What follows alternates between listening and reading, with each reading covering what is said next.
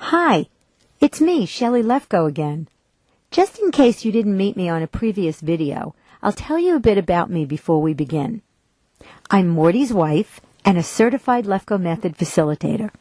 For the past 20 years, I've been working with 25 to 30 clients every week on a wide variety of personal issues. Along with Morty, I'll be helping you get rid of some of the beliefs and conditionings on this program. It is my honor to be able to help you feel more confident and not worry about what people think of you. Doing this for myself has changed my life. Right now, I'm going to help you get rid of belief number 9. Before we begin, I want to let you know that although the steps of the belief eliminating process are the same as with prior beliefs, your answers will not necessarily be the same. So please, answer each question out loud to make sure the belief is eliminated. If you do, I promise the belief will be eliminated. It's worked tens of thousands of times. If you only listen to me talk, nothing's going to change. This next belief is a belief that most of our 13,000 plus clients have had. I'm inadequate. A lot of people who have this belief deny it at first. Of course I'm adequate, they say. I do a good job at what I do most of the time. Most people who have this belief are not in touch with it, and they don't feel inadequate most of the time. Here's one way to know if you have this belief. When you want to try something new, do you sometimes have the thought, I can't do that? That thought could be the result of the belief, I'm inadequate. What about when you don't do something well? Does that sometimes make you feel like you're not adequate? If so, that's another sign you may have this belief. Do you sometimes fail to do something you want to do because you're not sure you can do it? That's another possible sign you have this belief. Do you ever feel like you're less than others, or that you just haven't accomplished enough in your life? This could be because you believe, I'm inadequate. In any case, it's important to at least be open to the idea that you might have a belief like this. Because if you have it, it's most likely holding you back in some areas of your life. It is one of the most important beliefs causing your lack of self-confidence. And when you get rid of it, I promise, life will get better. Although this belief might sound like it's the same as a couple you already eliminated, it's not. It is possible to eliminate the beliefs, I'm not good enough, and nothing I do is good enough, and still hold this one too. In many cases, we form several beliefs from the same events. In fact, you'll see in a little bit that the next two beliefs were formed from pretty much the same experiences that led to the last belief, I'm not competent. Remember, you can hold a belief that intellectually you don't think is true about you. Today, as an adult, you might know that you're adequate. But just knowing that isn't enough to eliminate the belief or increase your confidence. Ultimately, the way to know you have this belief is the same way to know if you have any belief. Say the words out loud and pause for a moment.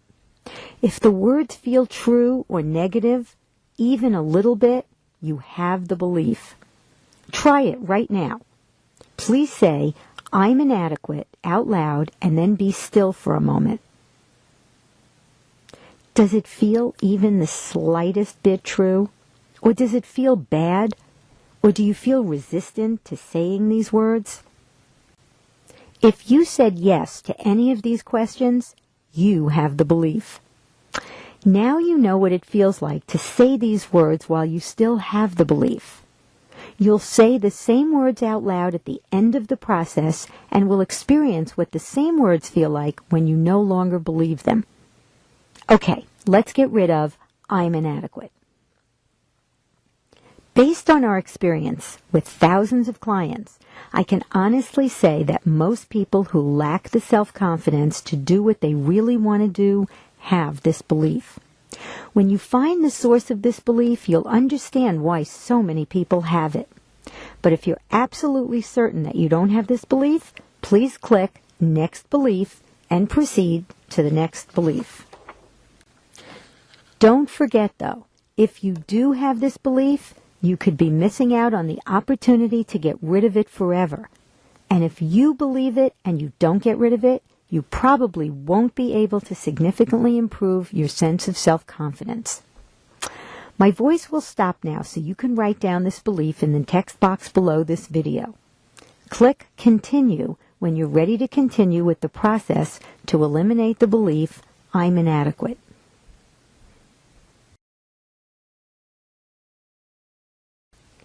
The next step to eliminate a belief is to figure out when you formed it. Most of our beliefs, certainly almost all of our self-esteem beliefs, were formed from events involving our parents that occurred when we were very young children. Remember, a belief doesn't come from a single event, but from many similar events.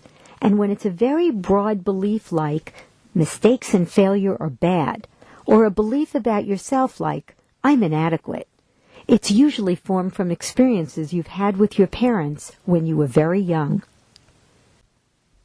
The source of the belief I'm inadequate for most people is mom and dad's annoyance or anger when we don't do what they want, when they want it, or the way they want it. Sometimes their reaction is minimal displeasure. Sometimes it's extreme anger and punishment. But in any case, children usually conclude that if mom and dad are dissatisfied with me, it must be my fault. And what are the words parents say so often that they have become a cliche? What's wrong with you? Can't you do the simplest things properly? Can't you do better than that? And what would these words mean to a young child if repeated often enough? I guess I'm just inadequate. By the way, in some cases, the source of this belief is mom or dad doing things for you instead of allowing you to do it on your own. Another possible source of this belief is having your parents compare you to others. When I was a kid, my dad always compared me to my cousin who studied all the time. "Why can't you be like Nina?" he would say to me. Now, take a look at your early life to see what happened that led you to conclude, I'm inadequate. Then type into the text box below the video the types of things your parents did and said in your childhood that led you to form the belief, I'm inadequate. Rather than writing down how you felt about what happened, describe the actual situations, what your parents actually said and did, such as, my parents often got annoyed or angry at me when I didn't do what they wanted me to do. Or, they never allowed me to do anything by myself. Take the time you need because this is important. When you're done writing, click Continue. Now the program will pause.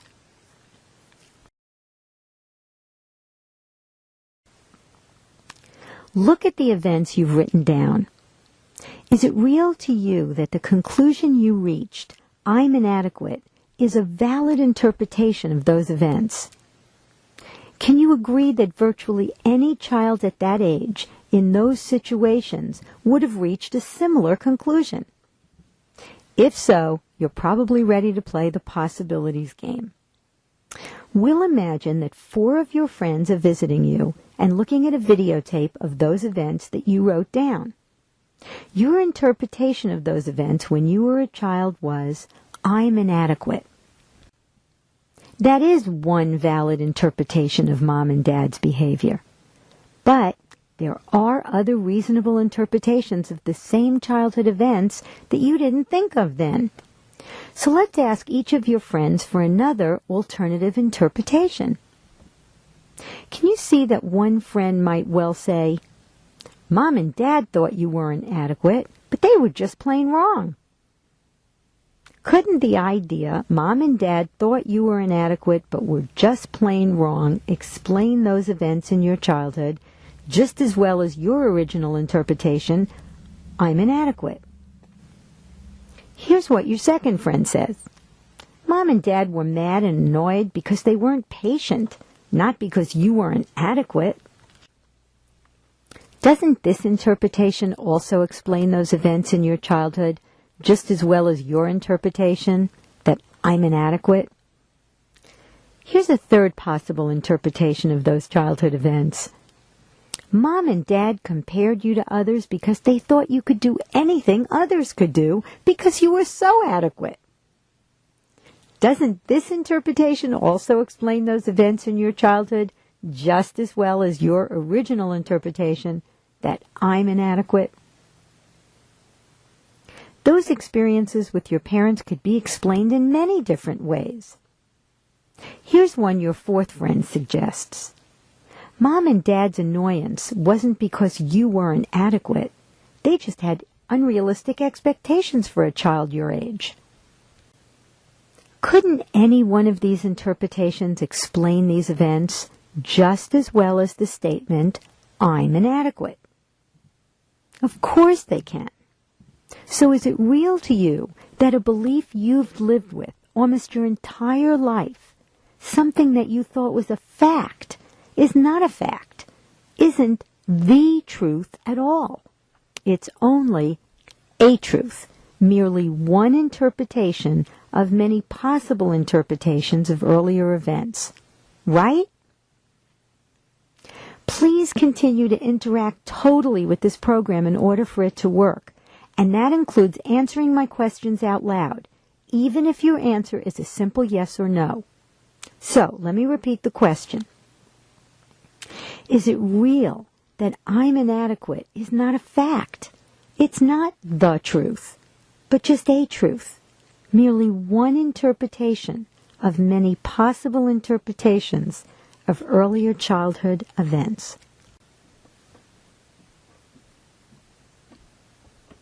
I bet it is now. With a little help from me and your friends, you can see that those times when you either didn't do the things they wanted the way they wanted, or they did too much for you, or compared you to others, could have at least 4 different reasonable interpretations or meanings. Do you remember what you wrote down a few minutes ago as the source of your belief, I'm inadequate? Look at the text below on your screen. Right now, imagine seeing what you saw then and hearing what you heard then. Now take a few moments and really imagine the events of your childhood that led you to conclude, I'm inadequate. Didn't it seem, when you were a child, as if you could actually see I'm inadequate in those earlier events with your parents? It did, didn't it?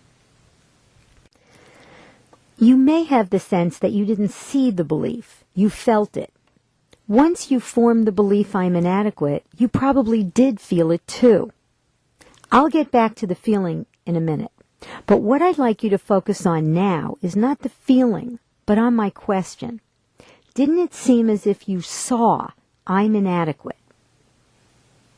As if you could point to it? As if you could have said to me, I can see evidence that I'm inadequate? I didn't hear you. Did you say yes?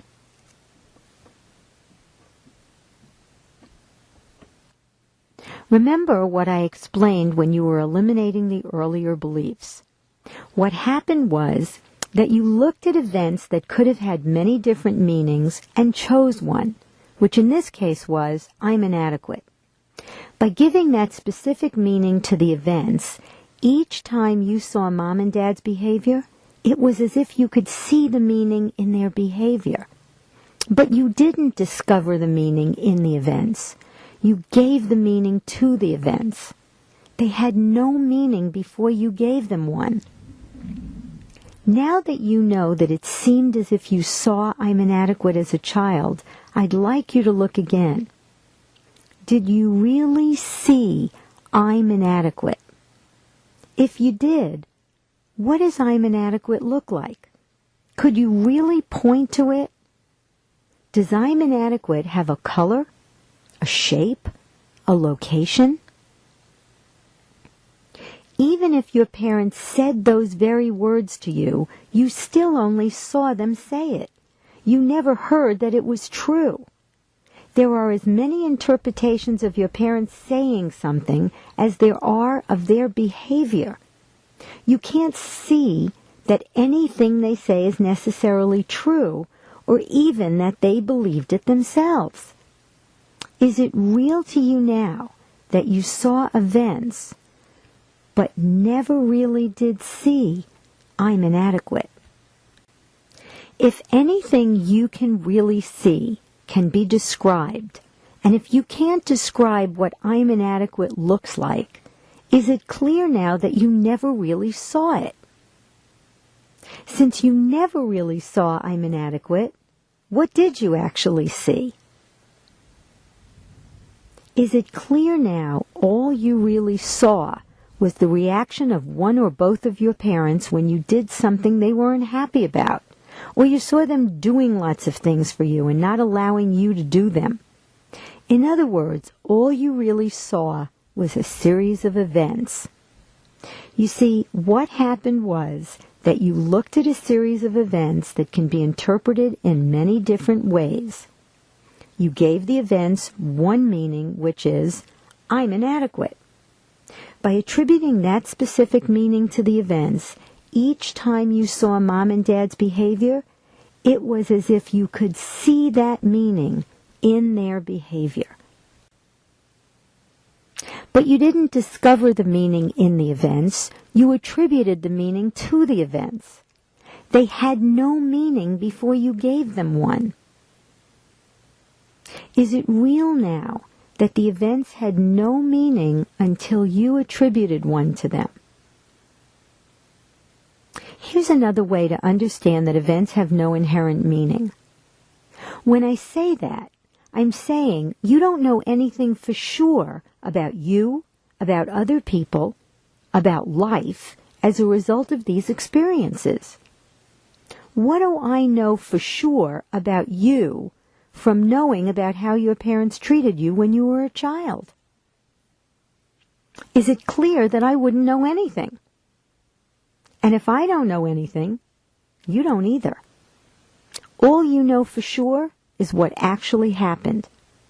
Your mom and dad sounded annoyed or angry and perhaps punished you when you didn't do what they wanted you to do when they wanted you to do it.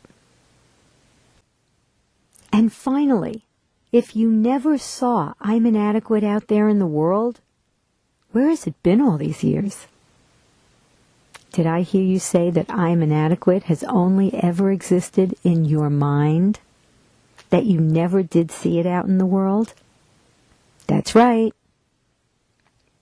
If the belief is more real to you as a feeling than as a concept, here's another way to look at it.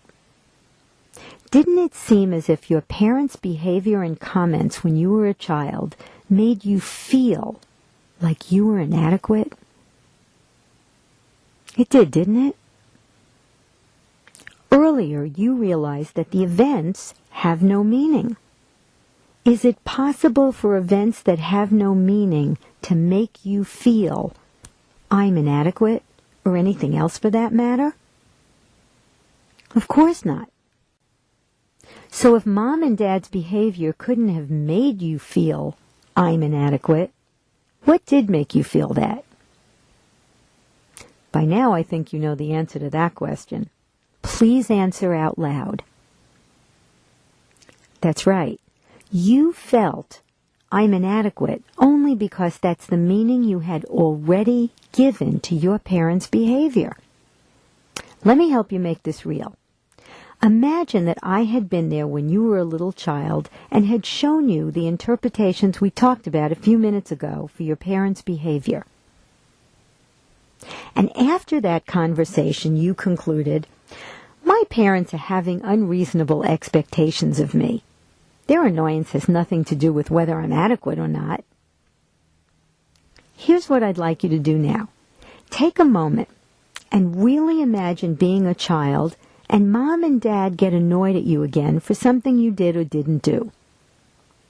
Or imagine them not allowing you to try new things on your own. As you imagine the events, apply this different interpretation to their behavior. Notice how it feels to be a child who's thinking, My parents have expectations of me that are too high for a child of my age to reach. That's why they get annoyed. Not because I'm inadequate. If your belief was based on the fact that your parents would do things for you, imagine that you had decided their behavior means they thought I couldn't do these things, but that doesn't mean they were right. Not because I'm inadequate. You can use the pause button below to pause the video while you make this childhood scenario more real for yourself. When you're done imagining, press the play button. As you imagine the scene, does it still feel like your parents' words and actions are making you feel, I'm inadequate?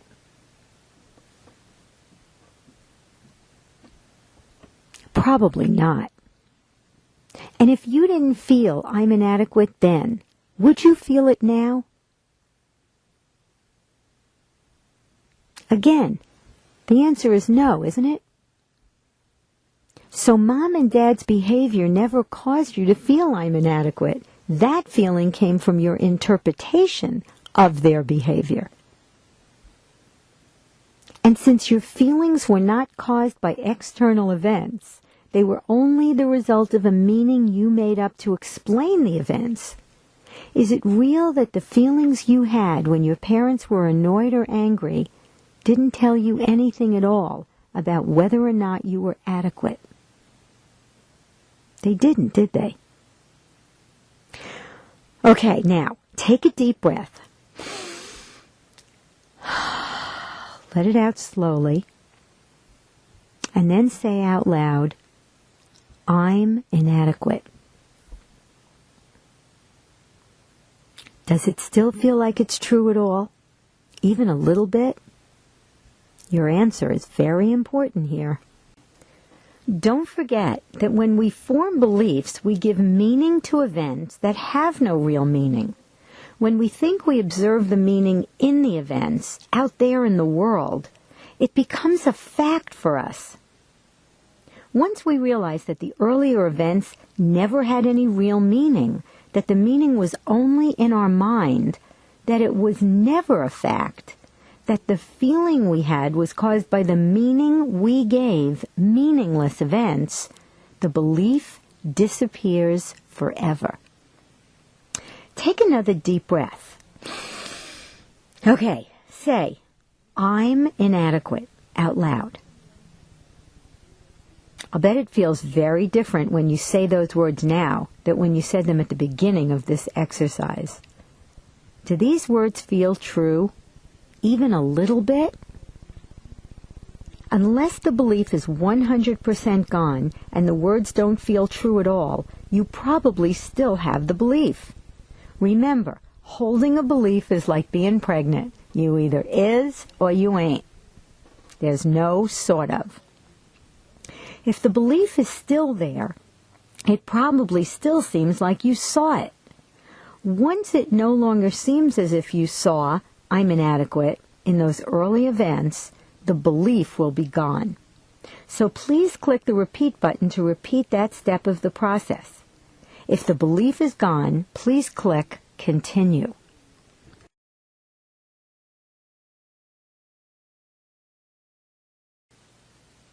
Now that you're clear the belief really is gone, let me congratulate you for eliminating your 9th belief. Many people, possibly even you, spend years trying to totally get rid of beliefs, and you just did it in 20 minutes. Amazing, huh? Because behavioral and emotional problems are caused by several beliefs, getting rid of one or two will lessen a problem, but it probably won't eliminate it totally. So, you probably will have to get rid of all 19 of the beliefs and the 4 conditionings on this program that you actually have before your lack of confidence and your concern with the opinion of others disappears totally. You're probably very busy, like most of us, so it might be difficult to find the time to keep coming back to this program. Notice the changes that already have occurred. The little voice that criticizes what you do probably has become a bit quieter. Your self-doubt probably has decreased somewhat. You're probably a little less concerned with what others think about you. The possibilities that will open because you don't have this belief anymore will be endless. By the time you eliminate the last belief and decondition the last conditioning, the symptoms will have disappeared totally. Before you move on to the next belief, you might want to revisit the process. Who am I really? In fact, I'll keep reminding you after eliminating each belief. It enables you to feel that you are the creator of your life. You experience on a very profound level that anything is possible and you have no limitations. Now, you can either click, Who am I really? Click Next Belief to get rid of another belief, or close the program. Then make a note to yourself when you plan to return and start again.